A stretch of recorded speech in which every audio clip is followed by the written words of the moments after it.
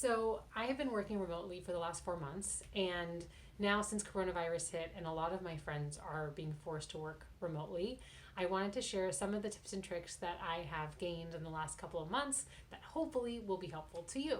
I am a very ADD person, so I feel like these are things that are a little bit extreme, but it really helps me.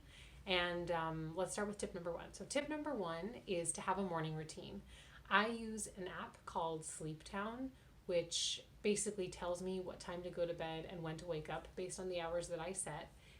And it holds me accountable to it. And I love that because otherwise my sleep schedule would be all over the place. I also have a morning routine where I do something called morning pages, and then I drink a big cup of lemon water, and those things are really helpful to me. So maybe for you, it's brewing some coffee or I don't know, whatever makes you happy, push ups. Okay, so tip number two is after you finished your morning routine, so proud of you, good job, girl. Then you want to get dressed. So you want to put on some makeup, you want to do your hair. You don't have to put on makeup if you don't want to, okay? But it does help me. So I will take off my glasses, put on some makeup, and take off these clothes. This took me about 10 minutes. I took a quick body shower, clearly didn't wash my hair, but whatever. Put some makeup on, put on a dress, and I feel like I can take on the world. So those are the first two very important tips. Now let's get into like the real stuff, right? Because you're gonna hear from a lot of people that like, oh, you should have a morning routine, and like, oh, you should get dressed. It's like, okay, yeah, I know, but what else? Tip number three is to have an accountability buddy. So I have a friend, and she is just as distracted as I am, and I know for a fact that I will do something if someone's waiting on me to do it. So we have set ourselves up for success that by meeting at certain times. So for example, she and I will decide the night before, do you want to have a 9 a.m. meet date or meet time? And then we will both get on Zoom at 9 a.m. and then we do a little stand up. So I'll set a timer for 50 minutes.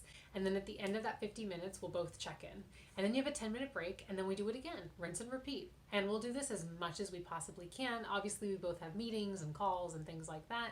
But that has been a game changer for me. In fact, I would say that's probably 80% of what's been keeping me sane as I work from home / work remotely.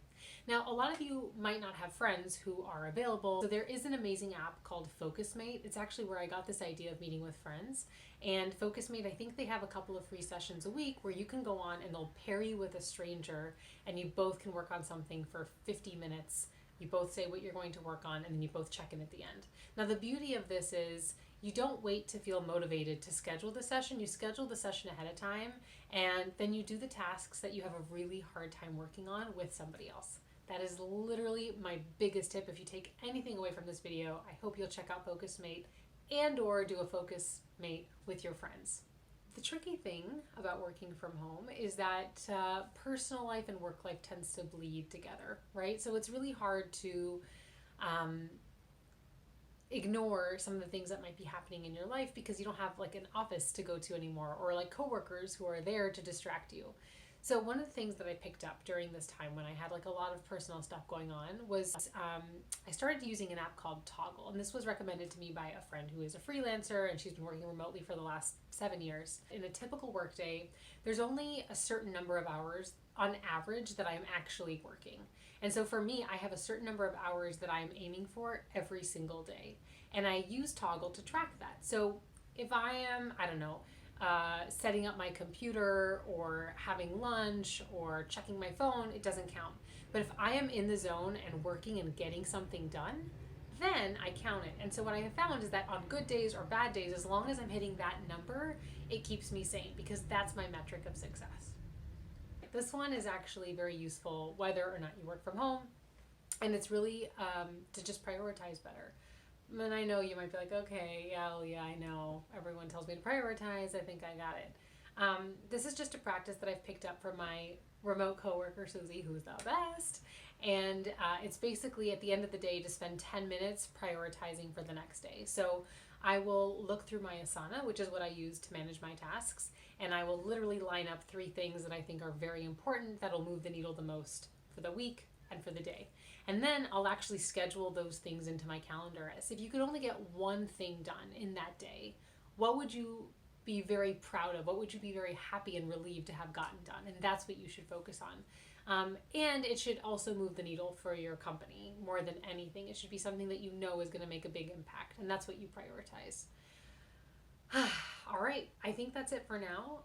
If you enjoyed this video, hit subscribe below. I might make some more videos, and I'd love to see you. Comment if you have any questions. I'd be happy to answer, and I'll see you next time. Bye.